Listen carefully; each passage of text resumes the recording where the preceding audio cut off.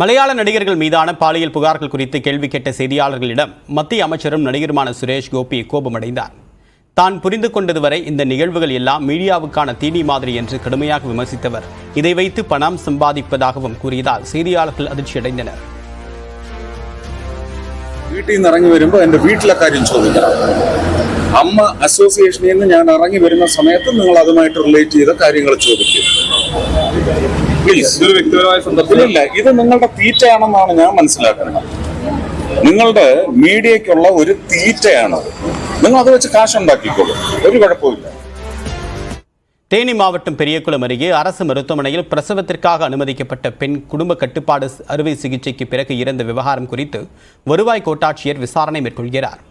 நடுக்கோட்டை கிராமத்தை சேர்ந்த பாண்டியன் என்பவருடைய மனைவி ஜெயப்பிரியா பிரசவத்திற்காக கடந்த 21ஆம் தேதி பெரியகுளம் அரசு மாவட்ட தலைமை மருத்துவமனையில் சேர்க்கப்பட்டார்.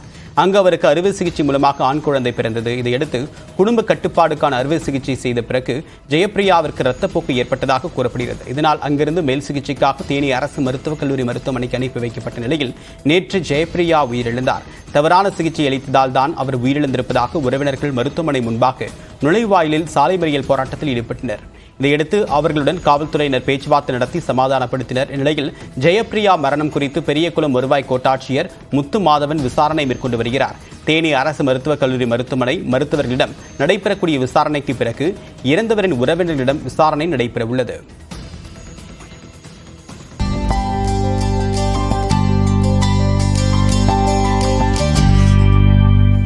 இனி அடுத்தாக நம்ம ஒரு செய்திகளை பார்க்கலாம்.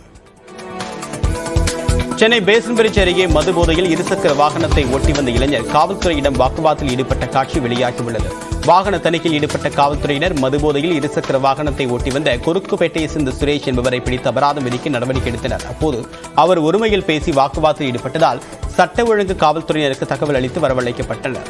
இதைத் தொடர்ந்து இருசக்கர வாகனத்தை காவல்துறையினர் பறிமுதல் செய்தனர்.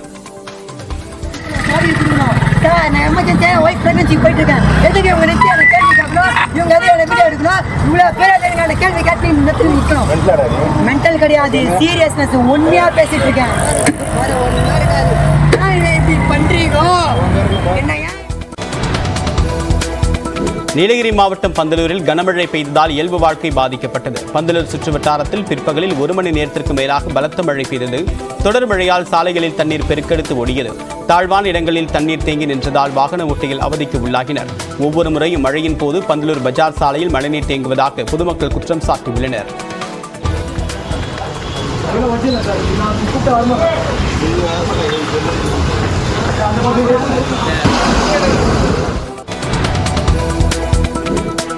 திருச்சி மாவட்டம் மணப்பாறையில் காவிரி கூட்டுக் குடிநீர் திட்ட குழாயில் உடைப்பு ஏற்பட்டு தண்ணீர் 30 அடி உயரத்திற்கு மேலாக பீச்சி அடித்து வெளியேறியது.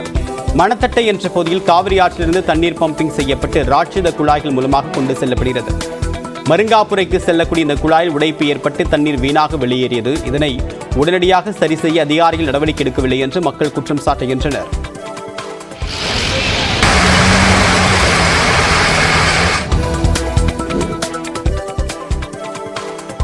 தஞ்சாவூர் மாவட்டம் நாகேஸ்வரத்தில் காண்டாமிருகத்தின் கொம்பை விற்பனை செய்ய முயன்ற ஓய்வு பெற்ற கடற்படை வீரர் உட்பட 5 பேர் கைது செய்யப்பட்டனர்.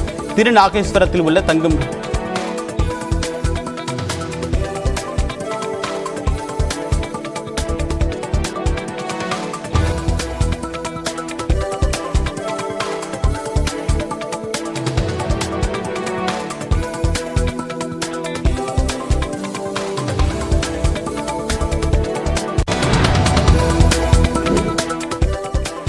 தஞ்சாவூர் மாவட்டம் திருநாகேஸ்வரத்தில் காண்டாமிருகத்தின் கொம்பை விற்பனை செய்ய முயன்ற ஓய்வு பெற்ற கடற்படை வீரர் உட்பட 5 பேர் கைது செய்யப்பட்டனர்.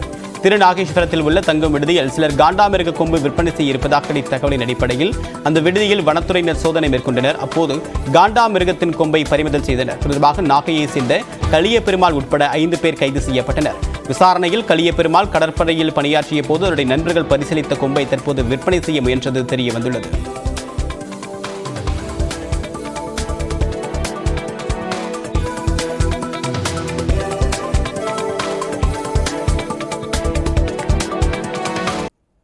ராணிப்பேட்டை மாவட்டத்தில் முத்துக்கடை பேருந்து நிலையம், அரக்கோணம், வாலாஜா விஷாரம், ஆற்காடு கலவை, திமிரி விஷாரம் ஆகிய பகுதிகளில் அதிமுகவினர் பாஜக மாநில தலைவர் அண்ணாமலையை கண்டித்து போராட்டத்தில் ஈடுபட்டனர்.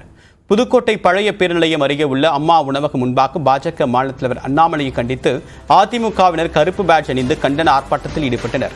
விருதுநகர் மாவட்டம் அருப்புக்கோட்டையில் பாஜக மாநில தலைவர் அண்ணாமலையின் உருவப்படத்தை கிழித்து அவருக்கு எதிராக முழக்கமிட்டு ஆர்ப்பாட்டத்தில் ஈடுபட்டனர். இதேபோல புதுச்சேரி உப்பளம் தலைமை அலுவலகத்தின் எதிரே நடைபெற்ற போராட்டத்தில் அதிமுகவினர் பாஜக அண்ணாமலையின் புகைப்படத்தை கிழித்தெறிந்தும் தீ வைத்து கொளுத்தியும் தங்களுடைய எதிர்ப்பை தெரிவித்தனர்.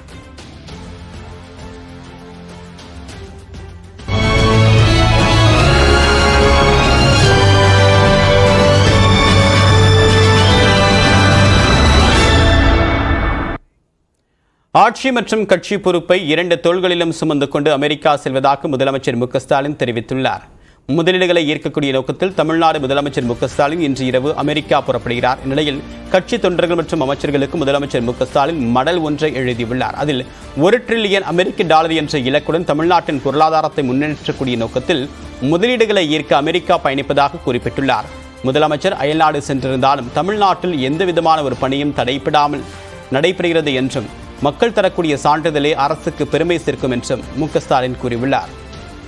அதனை அமைச்சர்களும் கழக நிர்வாகிகளும் பெற்றுத் தருவீர்கள் என்ற நம்பிக்கையுடன் அமெரிக்கா செல்வதாகவும் முதலமைச்சர் குறிப்பிட்டுள்ளார்.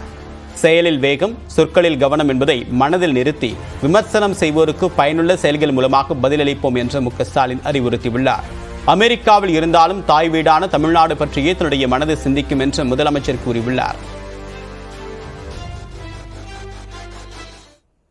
முதலமைச்சர் அமெரிக்கா செல்வதால் அமைச்சர் துரைமுருகனை இடைக்கால முதலமைச்சராக அறிவிக்க வேண்டும் என்று சீமான் தெரிவித்த நிலையில் அவருடைய கோரிக்கை திமுகவை சீண்டி பார்க்கக்கூடிய வகையில் உள்ளதாக திருமாவளவன் விமர்சித்துள்ளார். இப்போ வெளிநாடு போகும்போது இடைக்கால முதல்வராக அவர் இருந்தா அந்த மூத்த தலைவனுக்கு ஒரு மரியாதை அப்படி இருக்கும். அதில் அந்த இது கூட உங்க மகனுக்கு தான் கொடுப்பீங்கன்னா நீங்க எப்படி ஏற்கிறீங்க சொல்லுங்க? துணை முதல்வராகவே அந்த ஐயா ஒரு வயது முதிர்ப்பு அனுபவம் இருக்கு, அவர் கொடுக்கலாம்ல. பொது மனிதனா நீங்க பேசுங்க. நாட்டில் இல்லாத துணை முதல்வர் உங்க வீட்டில் தான் இருக்கிறாருன்னு நீங்க தேடிட்டே இல்லைங்கன்னா அது ரொம்ப கஷ்டம். அதனால நீங்க இதை வேடிக்கையாத 2 நாள் பேசுவாங்க. உலகின் எந்த மூலையில் இருந்தாலும் நிர்வாகத்தை கவனித்துக் கொள்ளுகிற அளவுக்கான தொலைத்தொடர்பு வசதிகள் பெருகியுள்ள காலம் இது. எனவே இது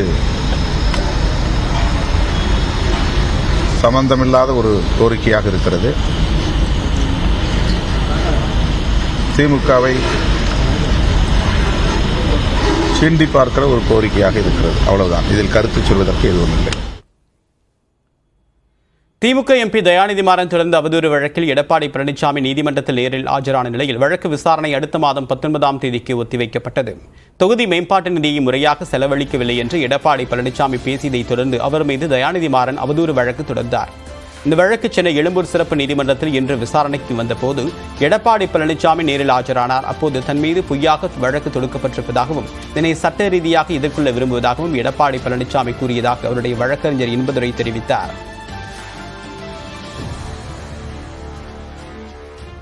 இந்த வழக்கு பொய் வழக்கு, தேவையில்லாத ஒரு வழக்கு, வேணுமென்றே குற்றச்சாட்டு கொண்டு என் மீது பண்ணணும்னு நினைச்சிருக்காங்க. இந்த வழக்கை நான் நடத்த விரும்புகிறேன். அதை என் வழக்கை நிரூபிக்க போதுமான விஷயங்கள் இருக்கிறது. சட்ட ரீதியாக அதை எதிர்கொள்வார். இந்த வழக்கு விசாரணை செப்டம்பர் 19ஆம் தேதிக்கு ஒத்திவைக்கப்பட்ட நிலையில் தனக்கு 70 வயது ஆகிவிட்டதால் நேரில் ஆஜராவதிலிருந்து விலக்களிக்க வேண்டும் என்றும் எடப்பாடி பழனிசாமி மனு தாக்கல் செய்துள்ளார். மூத்த குடிமகன், முன்னாள் முதலமைச்சர், எதிர்க்கட்சித் தலைவர், தற்போது உடல்நலம் ஆகியவற்றை கருத்தில் கொண்டு இந்த வழக்கின் விசாரணைகளில் நேரில் ஆஜராவதிலிருந்து விலக்களிக்க வேண்டும் என்றும் வலியுறுத்தியுள்ளார். நீதித்துறையின் மீது மிகுந்த மரியாதை இருப்பதாக குறிப்பிட்டுள்ள எடப்பாடி பழனிசாமி விசாரணையை தாமதப்படுத்தக்கூடிய நோக்கம் தனக்கு இல்லை என்றும் மனுவில் குறிப்பிட்டுள்ளார்.